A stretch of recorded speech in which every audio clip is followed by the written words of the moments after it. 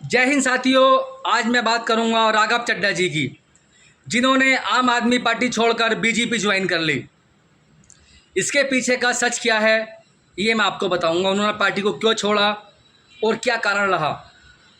Video शुरू करने से पहले मैं 2 लाइन बोलना चाहूँगा कि जो आए थे तबायों के कोठे बंद कराने, सिक्कों की खनक देखकर खुद ही मुजरा करने लगे। अब आते हैं मेन मुद्दे पर।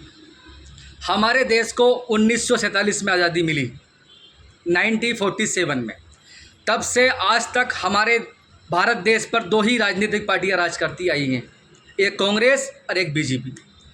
आम आदमी पार्टी इकलौती एक ऐसी पार्टी थी जिसने 2 राज्यों में अपनी फुल बहुमत के साथ सरकार बनाई, एक दिल्ली में और एक पंजाब में। ये बात कांग्रेस और बीजेपी को अच्छी नहीं लगी, क्योंकि ये चाहती हैं दोनों पार्टियां कि हम ही भारत पर राज करें, कोई तीसरी पार्टी नहीं आए, क्योंकि 2 राज्यों से वो 3 राज्यों में जाते। और मैं आपसे फिर से बता रहा हूँ, कोई सी ऐसी पार्टी भारत में नहीं है जिसने 2 राज्यों में फुल बहुमत से सरकार बनाई, कांग्रेस और बीजेपी को छोड़कर। अभी पिछले साल विधानसभा चुनाव हुए दिल्ली में, जिन पर सभी सीटों पर कांग्रेस ने अपने कैंडिडेट उतारे और उनका एक भी कैंडिडेट नहीं जीता। फंड्स कहाँ से मिले कांग्रेस को? क्योंकि कोई भी व्यापारी आदमी फंड्स उस पार्टी को देता है जो पार्टी वहाँ पर अच्छा कर रही है और जीतने की जिसकी चांसेस होते हैं। बीजेपी को 100% जो फंड मिला है उसका 30% कांग्रेस को दिया है बीजेपी ने। तुम आम आदमी पार्टी को कमज़ोर करोगे, हम जीतेंगे।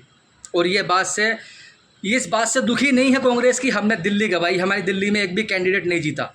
वो इस बात से खुश थे कि दिल्ली में आम आदमी पार्टी की सरकार चली गई। अब 2027 में चुनाव है पंजाब में विधानसभा का।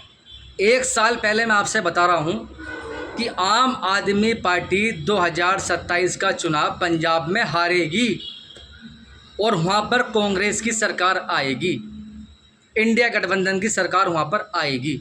ये लिख के ले लीजिए आप, क्योंकि राघव चड्ढा जी ने जो बीजेपी ज्वाइन करी है, अगर कांग्रेस सत्ता में होती, अगर आज सत्ता में इंडिया गठबंधन होता, तो राघव चड्ढा जी बीजेपी में शामिल नहीं होते, वो फिर इंडिया गठबंधन का हिस्सा बनते। ये भी सच्चाई है, क्योंकि ये दोनों राजनीतिक पार्टियां नहीं चाहती कोई तीसरी बड़ी पार्टी भारत में आके खड़ी हो। और मैं आम आदमी पार्टी को कोई सपोर्ट नहीं कर रहा, बस जो फैक्ट हैं वो बता रहा हूँ मैं, क्योंकि मैं सपोर्ट सिर्फ 2 ही पार्टियों को करता हूं जो मुझे पसंद है।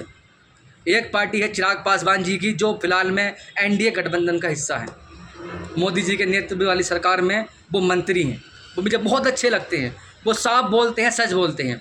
और एक है चंद्रशेखर आज़ाद, जो नगीना से सांसद हैं।